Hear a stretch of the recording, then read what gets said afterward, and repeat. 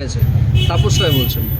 যেমন তাপস রায় উত্তর কলকাতার মানুষ, তিনি আজ বিজেপি করছেন, রাজ্যের মাননীয় মন্ত্রী, কিন্তু তিনি দীর্ঘদিন উত্তর কলকাতায় পুরনো কংগ্রেস, পরবর্তীকালে তৃণমূল কংগ্রেস করেছেন।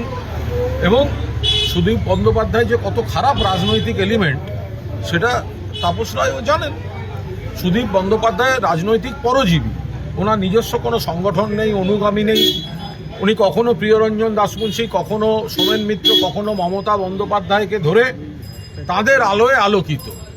মানে উনি নক্ষত্র দূরের কথা, গ্রহ দূরের কথা, উপগ্রহ দূরের কথা, উনি এমন সব কৃত্রিম উপগ্রহ যেগুলো ওঠে ভূপৃষ্ঠ থেকে, তারপর আর সেগুলো ঠিক কাজ করতে পারে না, কোন সমুদ্রে গিয়ে পড়ে। তারপর তো এখন সুদীপ বন্দ্যোপাধ্যায় একটা বেঈমান, গদ্দার, মির্জাফর, বিভীষণ।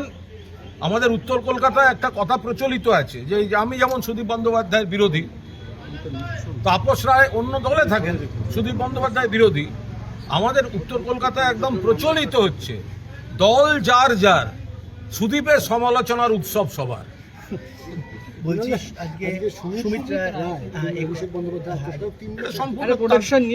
এটা সম্পূর্ণ তাদের বিষয়, কনসার্ন ব্যক্তির বিষয়, এ ব্যাপারে কোনো মন্তব্য করব না।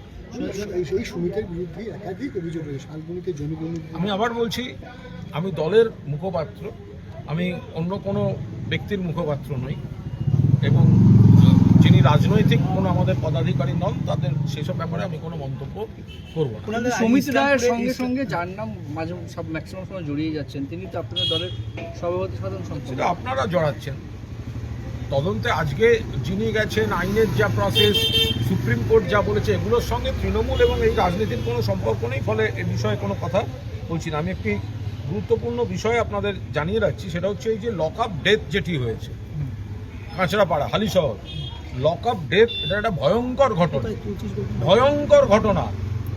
এটা যদি তৃণমূলের সময় ঘটতো, এতক্ষণে নানা রকম প্রচার, অপপ্রচার, কুৎসা সব শুরু হয়ে যেত।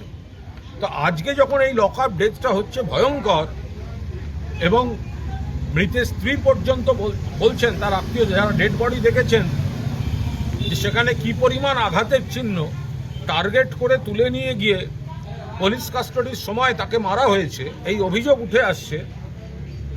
এর যথাযথ তদন্ত দরকার, দোষী পুলিশদের শাস্তি দরকার, যথাযথ ক্ষতিপূরণ দরকার।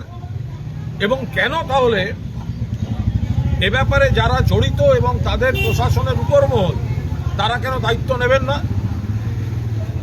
যিনি মারা গেছেন তার স্ত্রী এই লড়াইটা দিচ্ছেন, মাননীয়া আমাদের নেত্রী মমতা বন্দ্যোপাধ্যায় তার সঙ্গে কথা বলেছেন, সম্পূর্ণভাবে তার পাশে থাকছে দল। তিনি পরিষ্কার, তার উপর নানা রকম ওই পরিবারের উপর চাপ দেওয়া হচ্ছে, কিন্তু তারা পরিষ্কার কথা, আমাদের মানুষটাকে আগে ফিরিয়ে দাও। টার্গেট করে তৃণমূলের নেতা তাকে যেভাবে পুলিশ কাস্টাডিতে মারা হয়েছে, বিরজু কোয়েট, আমাদের নেত্রী, সহকর্মীরা সবাই ওখানে গেছেন, প্রতিবাদ চলছে, সম্ভবত এখনও অবস্থান চলছে। সেখানে বিজেপি গন্ডগোলের চেষ্টা করেছে, কিন্তু এই লক আপ ডেথ কেন হলো, এটা পুলিশকে জবাব দিতে হবে।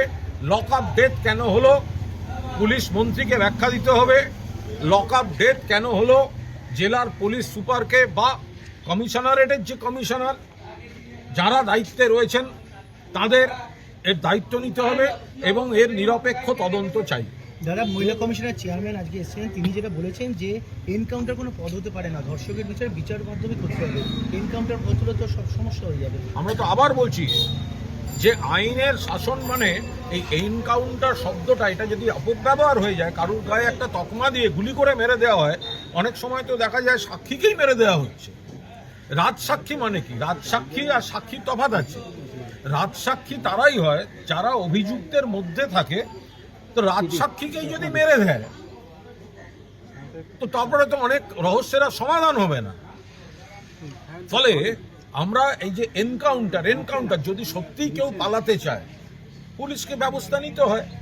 কিন্তু যদি আপনি এখানে সমস্ত অভিযুক্তকে আপনারা ঘুরছেন, দিনের আলোয় পুলিশ পুনর্গঠন করছে, প্রকাশ্যে কোমরে দড়ি বেঁধে ঘোরাচ্ছেন, শুধুমাত্র বারুইপুরের বেলায় রাত্রির 1টার সময় অন্ধকারে ভিডিও ক্যামেরা ছাড়া পুনর্গঠনে নিয়ে গেছিলেন বৃষ্টির মধ্যে, তারপর এনকাউন্টার।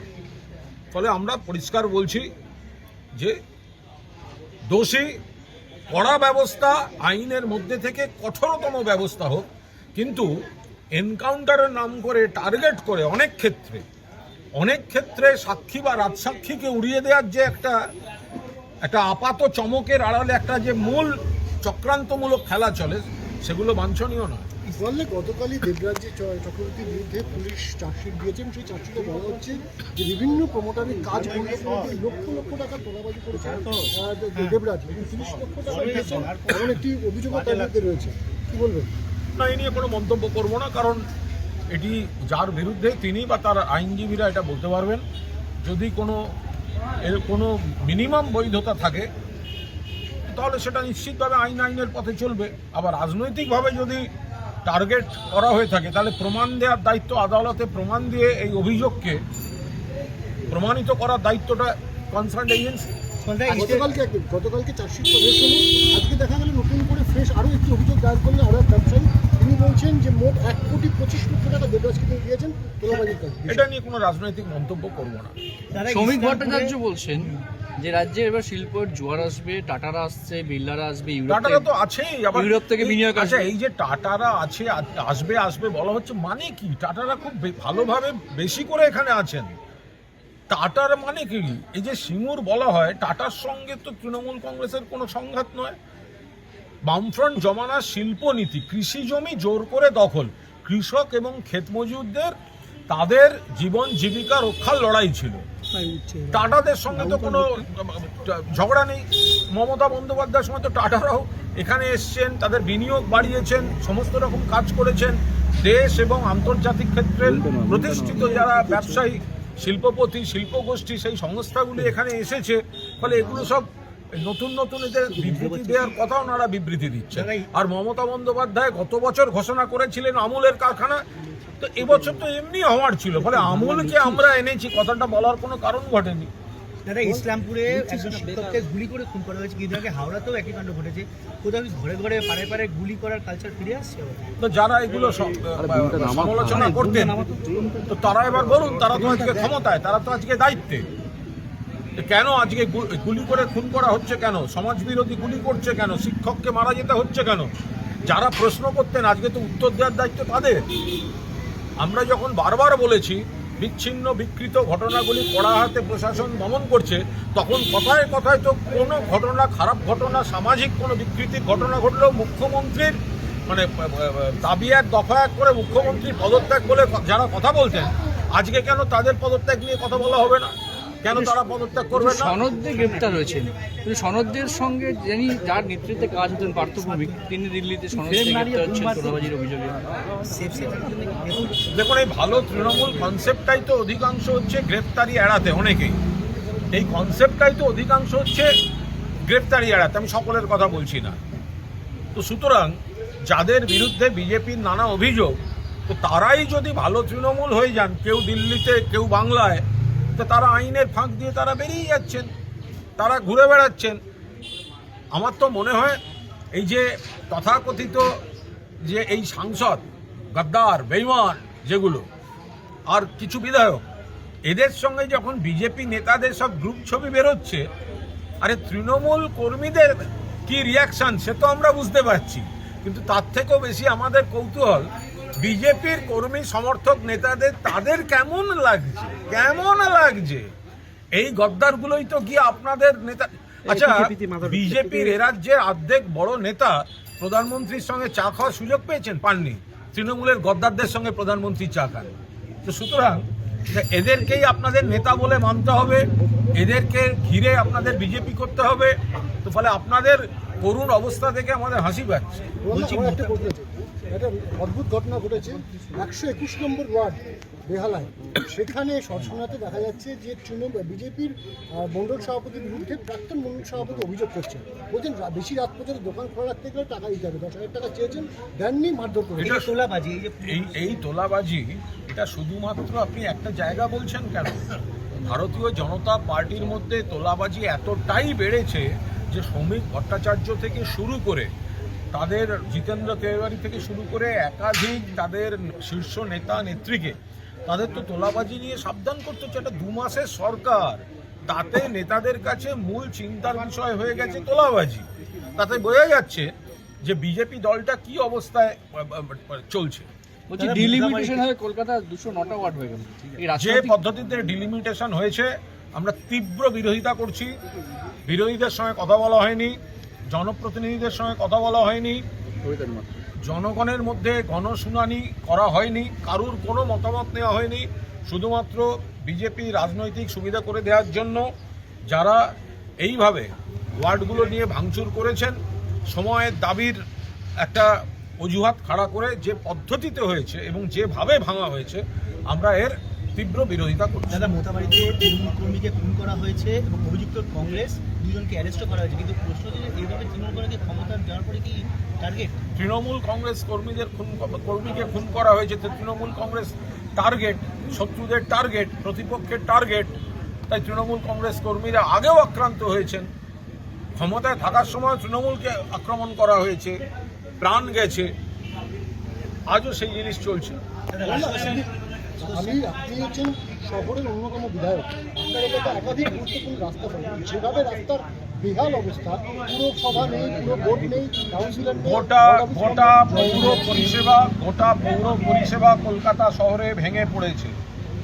এর জন্য মূলত দায়ী প্রাক্তন মেয়র ফিরহাদ হাকিম। তিনি যদি গায়ের জোরে, তিনি যদি জোর করে ইস্তফাটা না দিতে চাইতেন, তাহলে বোর্ডটা থাকতো, কিছু তো কাজ করতে পারতেন। উনি বলছেন আমি কাজ করতে পারছিলাম না, আমাকে কাজ করতে দিচ্ছিল না। এটা তো কোনো কাজের কথা নয়। সুব্রত মুখোপাধ্যায় তৃণমূলের মেয়র থেকে ফুল টার্ম মাথা উঁচু করে চালিয়েছিলেন, তখন ক্ষমতায় বামফ্রন্ট ছিল না কিন্তু তৃণমূল কংগ্রেস। ফলে ববি হাকিম চলে গেলেন, তারপরে তো পুরো বোর্ডে আমাদের আবার মেয়র নির্বাচনের কথা, পুরো বোর্ড ভেঙে দেওয়া হলো। যারা কাউন্সিলর ছিলেন তাদের কোঅর্ডিনেটর করা হলো না, তার বদলে প্রশাসনিক লোকদের দিয়ে কাজ করা হচ্ছে। রাস্তার হাল খারাপ, মানুষ কোথায় যাবেন ভেবে পাচ্ছেন না। সবথেকে বড় কথা, জরুরি পরিষেবার ক্ষেত্রে কোনো রাজনৈতিক ব্যক্তি কোঅর্ডিনেটর থাকলে রাত বিরেতে যখন হোক মানুষ তাদের কাছে যেতে পারতেন। এখন এই এক্সিকিউটিভ ইঞ্জিনিয়ার, প্রশাসনিক প্রধানদের মাঝরাত্রিরে ছুটির দিনে কোথায় খুঁজবেন? ফলে গোটা পৌর পরিষেবাটাকে এই যে ভেঙে পড়েছে, এর জন্য দায়ী বিজেপি, রাজ্য সরকার এবং তথাকথিত এই ভালো তৃণমূল বলে যারা সাজতে গেছে, বিজেপির কাছে গুডবুকে যেতে গেছে তারা। রক্ত পাচার যেটা মূলত অভিযোগ হচ্ছে, একের পর যে ধরা পড়ছে এবং বেশ করে ধরা পড়ছে, এই রক্ত পাচারটা কিন্তু শিকড়ের মতো ছড়িয়ে গেছে বিভিন্ন জায়গায় এবং অ্যারেস্ট হচ্ছে। আমরা তো বলছি যে স্বেচ্ছায় রক্তদান সবাই করেন, আমরাও করি। এখন সেটা একটা সদিচ্ছা নিয়ে করা হয় যে আরেকজন মানুষের জীবন বাঁচাবার জন্য। তার বদলে যদি দেখা যায় যারা ব্লাড নিতে আসছেন তারা সেই রক্ত নিয়ে কালোবাজারি করছেন, অন্যদিকে পাঠিয়ে দিচ্ছেন, বিক্রি করছেন, তো তাদের বিরুদ্ধে কড়া ব্যবস্থা নেওয়া উচিত, নিচ্ছে। আর একটা কথা বলি, যে বা যারা দিল্লিতে গদ্দারি করেছেন, যে এমপিরা বা এদিককার যে এমএলএরা, সকলকে বলছি না, কয়েকজন পুলিশের চাপে গেছেন, তারা যোগাযোগ রাখছেন। এরা পুরোপুরি কার্যত বিজেপি হয়ে গেছে, মানুষকে ভুল বোঝাচ্ছে। এই 20 জন, এদের জিজ্ঞেস করুন, এলাকায় গেলে মানুষ জিজ্ঞেস করুন আপনি আজকের দিনে কোন দলে দাঁড়িয়ে আছেন। আপনি তৃণমূলের হয়ে জিতেছেন, বিজেপি নেতাদের পাশে ঘুরঘুর করছেন,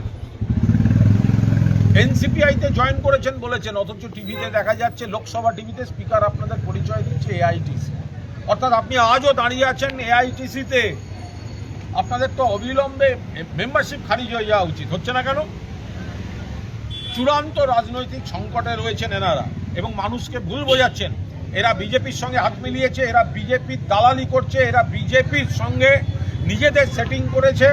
বাংলার স্বার্থে নয়, মানুষের স্বার্থে নয়, শুধুমাত্র নিজেদের অঙ্কে বিজেপি বিরোধী ভোটারদের সঙ্গে প্রতারণা করেছেন এই যারা বাংলায় যারা বিরোধী সেজে বসে আছে, এরা শুধু বিজেপির দ্বারা পোষিত, মানে বিজেপি এদের নিয়োগ করে দিয়েছে। এরা বিজেপি চায় সরকারও তারা চালাবে, আবার অপোজিশনও তারাই চালাবে। এদের প্রত্যেকটি কথা যদি কোনোদিন দেখেন বিজেপির বিরুদ্ধে কোনো কথা বলছেন, তাহলে জেনে নেবেন সেটাও বিজেপিরই সাজিয়ে দেওয়া, মানুষকে বিভ্রান্ত করার জন্য। এরা পুরোপুরি বিজেপির হয়ে কাজ করছে। যারা যারা মমতা বন্দ্যোপাধ্যায়ের নেতৃত্ব থেকে বেরিয়ে আলাদা তৃণমূল করছেন, তারা সবাই বিজেপির হয়ে কাজ করছেন, বিজেপির পারপাস সার্ভ করছেন, বিজেপির হয়ে গেছেন। এলাকায় গেলে জিজ্ঞাসা করুন, বিজেপি বিরোধী ভোটে আপনি জিতেছিলেন, আমরা আপনার ভোট করেছি তৃণমূলের প্রার্থী বলে, তাহলে আপনারা কি করে এখন বিজেপির হাতে দোল খেতে যাচ্ছেন? কোনো এলাকায় যাওয়ার নাম নেই, নাগরিক পরিষেবা দেওয়ার নাম নেই, সাজানো চারটে ছবি ছাড়া। বিভিন্ন কর্তব্য আছে নাগরিকদের স্বার্থে, সেগুলো এরা করছেন না। দুর্গতদের পাশে যাচ্ছেন না, মৃতের পরিবারের পাশে যাচ্ছেন না, বিরোধীদের প্রকৃত ভূমিকা পালন করছেন না। শুধুমাত্র নিজেদের পদ চেয়ার কি করে রাখবেন, শুধু বিজেপি নেতাদের কাছে গিয়ে গিয়ে মিটিং করছেন আর মানুষকে বিভ্রান্ত করার চেষ্টা করছেন।